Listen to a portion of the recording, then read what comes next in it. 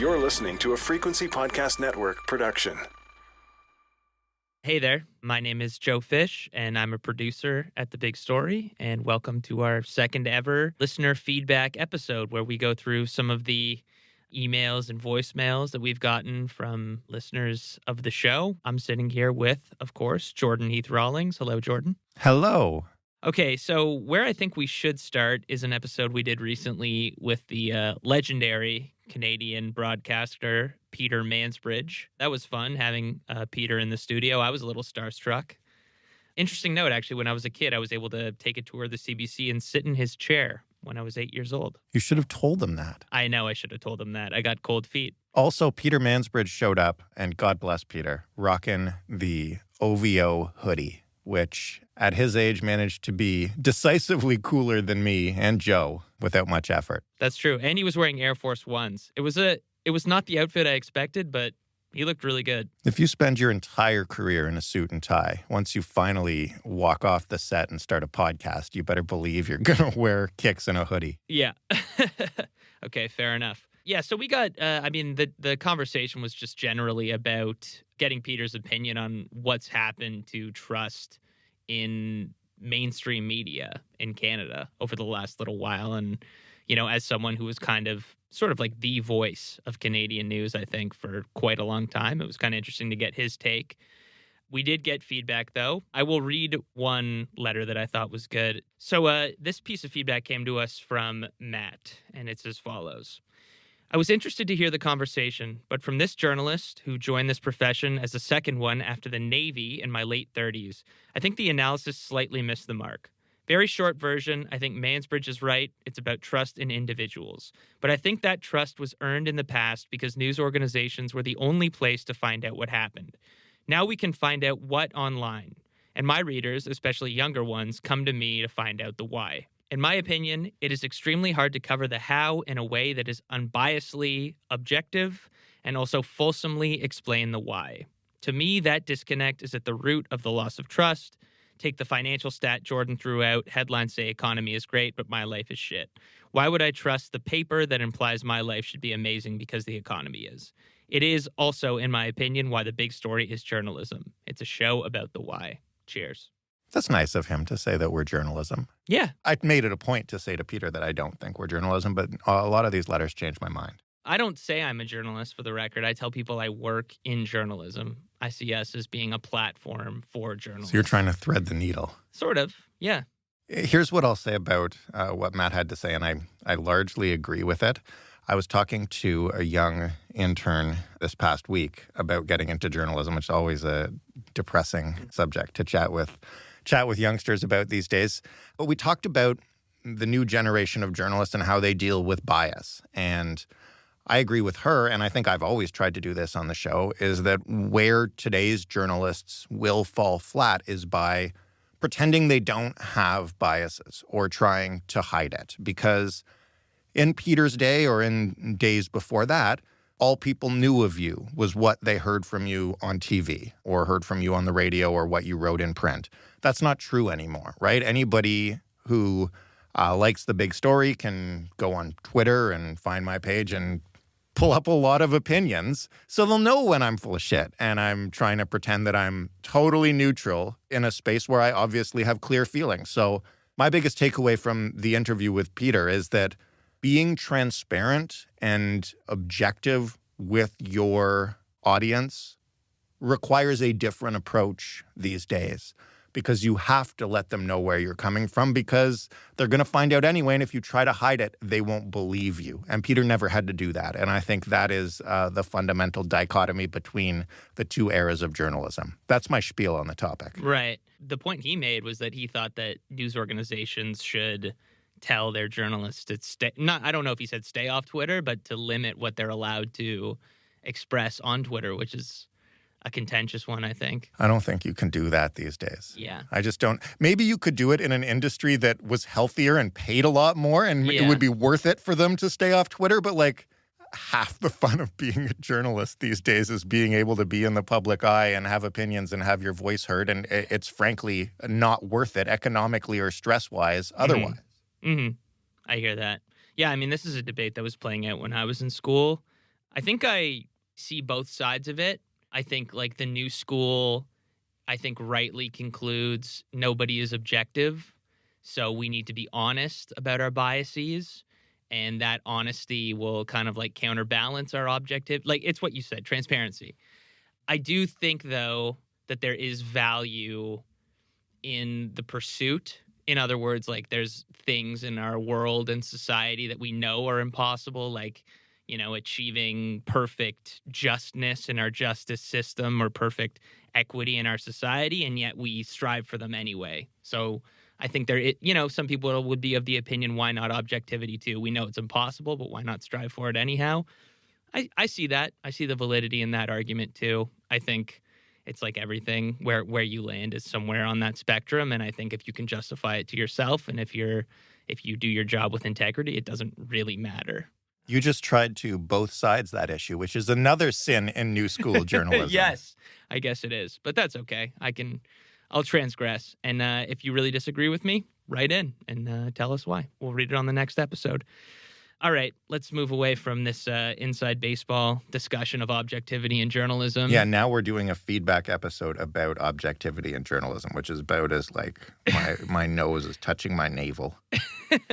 Exactly. All right, so let's move on to a more high-minded topic. Pornography is what we're going to talk about.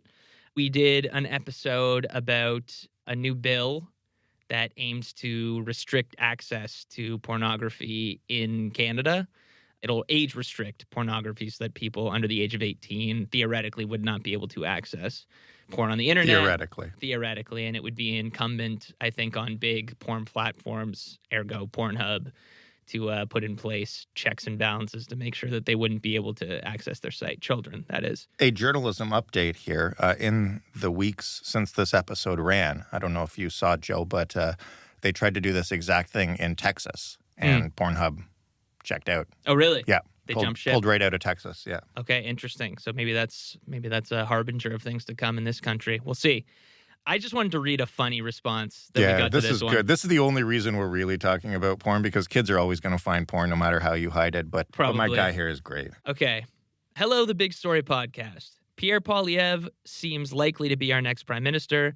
By the time he's made more cuts to the CBC, the only programming our national broadcaster will be able to afford will be low-budget porno. So I propose the government of Canada black out all foreign-produced porno sites and give CBC the exclusive license to produce good, wholesome Canadian content porn. He then he gives some pretty clever examples of the names of some of this low-content porn, but it's too inappropriate to read on air, but kudos to who wrote in for this. That'd be Dan from Winnipeg, actually. And then he finishes his email with, viewers can access porn and verify their age by entering their social insurance number on the CBC Gem video streaming service. Cheers, Dan from Winnipeg. I think that's great. It is great. All right, let's move on to another. I wouldn't say this is a contentious topic, but it was one that spurred a lot of feedback, and that's bagged milk. People love bagged milk or hate bagged milk. Like I said on the episode, if you've ever encountered it, you have thoughts and feelings about bagged milk. Speaking of neutrality in journalism, it's pretty hard to be neutral about bagged milk. Right. It's as American as apple pie, and it's as Eastern Canadian as bagged milk. Fair to say? Fair enough. Wait, speaking of Americans, can we start?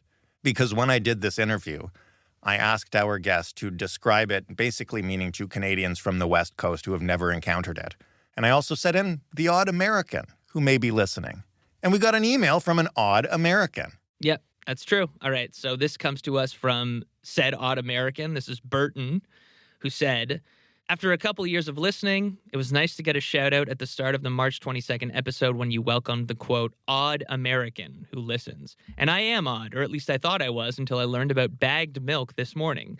Considering I usually listen first thing in the morning, I had to double check my calendar to ensure it wasn't already April 1st. It's not, and bagged milk really is a thing? Odd. It's always fascinating to learn the little eccentricities that separate the U.S. from her both smaller and larger northern brother.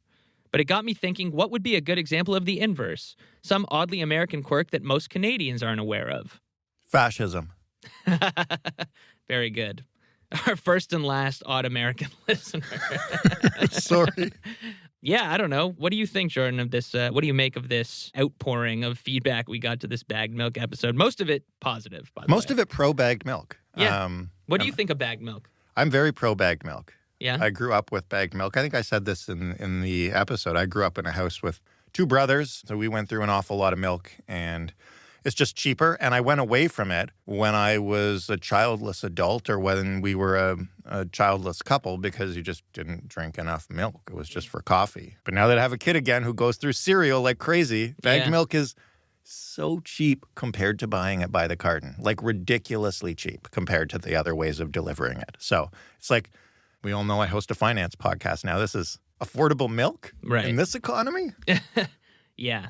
We actually weren't a big milk family, and I grew up in a kind of not strictly kosher house, but a house that wouldn't mix milk and meat.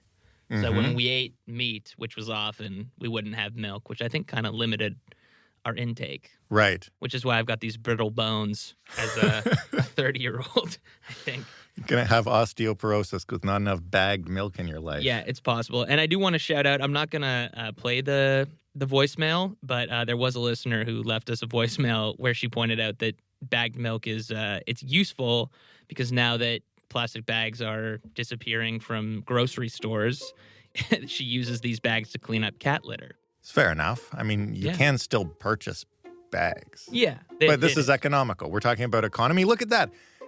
It is even totally 100% usable. Even the bag helps your household out. Right. There we go.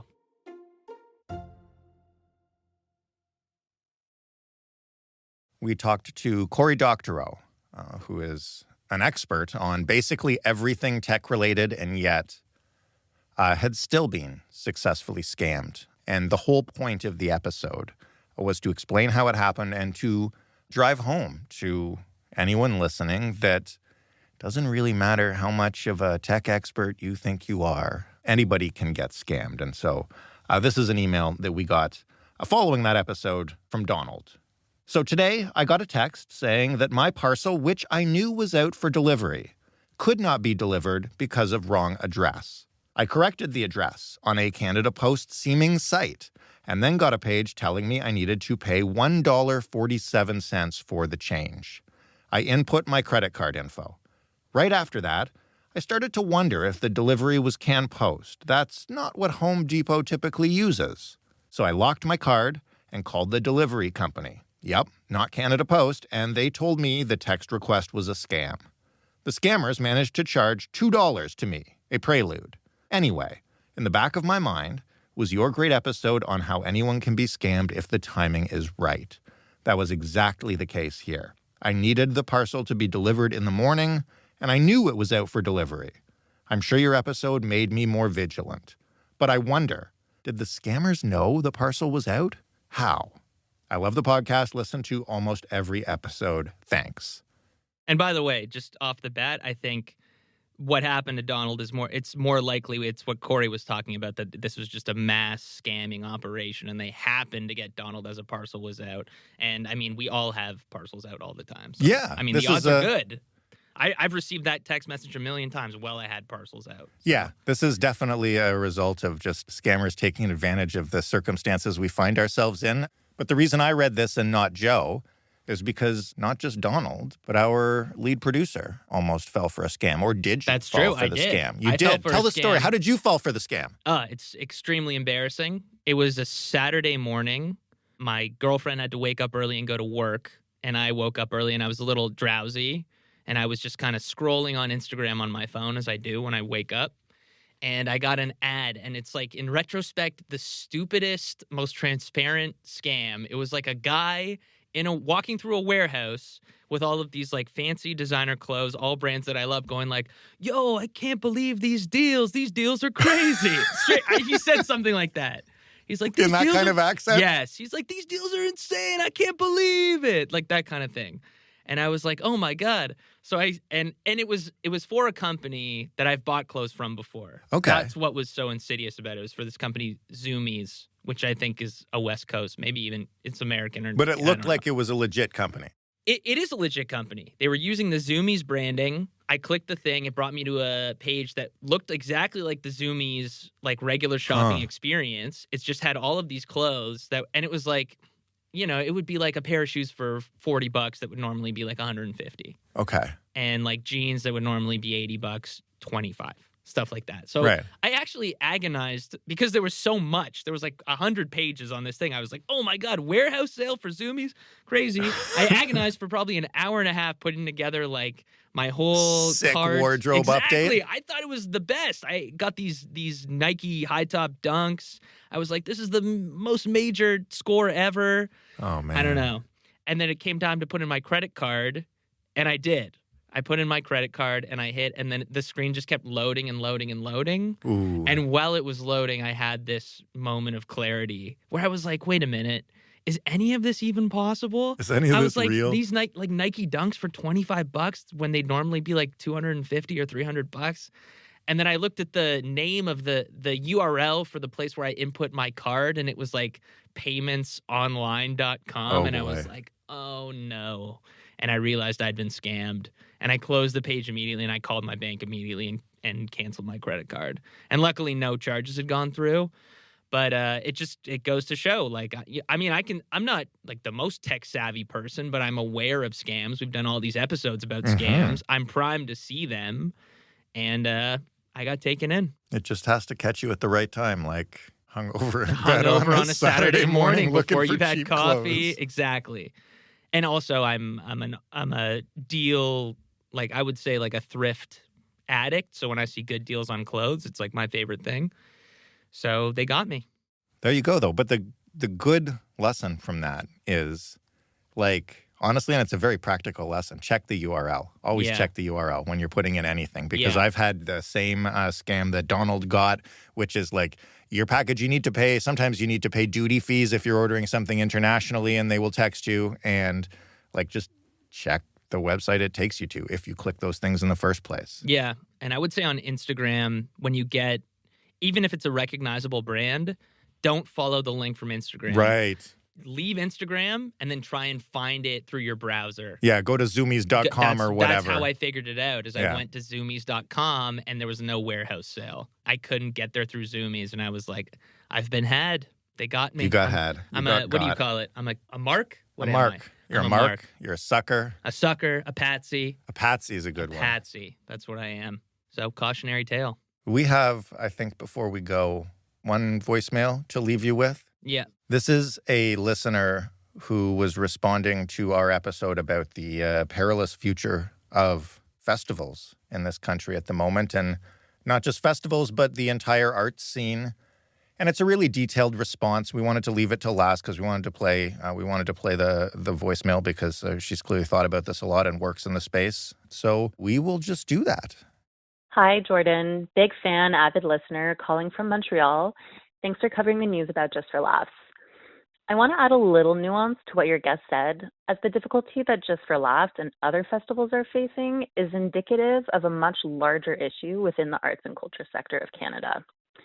Calling in as a semi-expert in the field, not to toot my own horn, just stating my credentials. I have a Master's of International Arts Management, worked on both the production side and sponsorship side of many of Montreal's festivals, including Just for Laughs. I ran an art gallery in Ontario for 4 years and a theater in Montreal for 1.5 years before leaving the arts altogether a few months ago. Your guest spoke about the COVID emergency funding from governments drying out, and he's totally right about that, and it did have a major impact as audiences haven't fully returned to pre-pandemic levels yet, so the earned revenue from ticket sales isn't what it used to be. However, it's a much more systemic and long-term issue than emergency pandemic funding. Many arts festivals, including Just for Laughs and the Toronto Fringe, are, like virtually all arts organizations in Canada, not-for-profits, and they rely heavily on operating grants from governments year-round, every year. Over the past several years, we've been seeing funding decreases or freezes at virtually all levels of funding. Meanwhile, operating and production costs have skyrocketed. To bring an artist either to a festival or a theater that operates year-round, or to install their work in an art gallery, you need to pay them, as well as cover their transportation, accommodation, meals. So it costs at least twice as much this year as it did in 2019 per artist. You multiply that by 100, coupled with year-over-year decreased funding from arts councils, and we are all in hot water. On the operational side, all of our bills, including rents for the spaces we operate, have gone up, and many arts organizations have been forced out of their spaces due to lack of funds. Outside of the top of execs of major institutions, cultural workers are amongst the least remunerated groups in the country. We do what we do because we love it and it's a vocation, but it's always been hard and it's only getting harder. With stagnant funding, it's difficult to offer even a cost of living raise, let alone competitive salaries.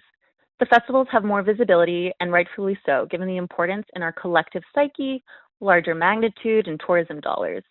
Your guest was right in saying that the festivals are a launching pad for artists.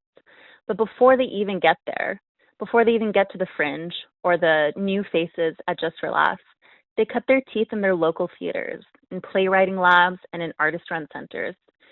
Organizations across the country that are all in dire need of additional grants, sponsorships, donors, and audiences. We're not just at risk of losing our marquee festivals, but the very fabric of our collective self-expression through arts and culture in Canada. And that's a big price for all of us to pay. My name is Anne-Sophie Grenier. Thanks for your show. Listen every day. Bye-bye. Thank you to all of you who have written in. Always thanks to any of you who listen to the show and tell your friends and leave reviews on Apple and all of that stuff. And especially thank you to those of you who know more than we do about a given subject that we cover and help us out by following up. Yeah, thank you guys for listening, and looking forward to reading future correspondence.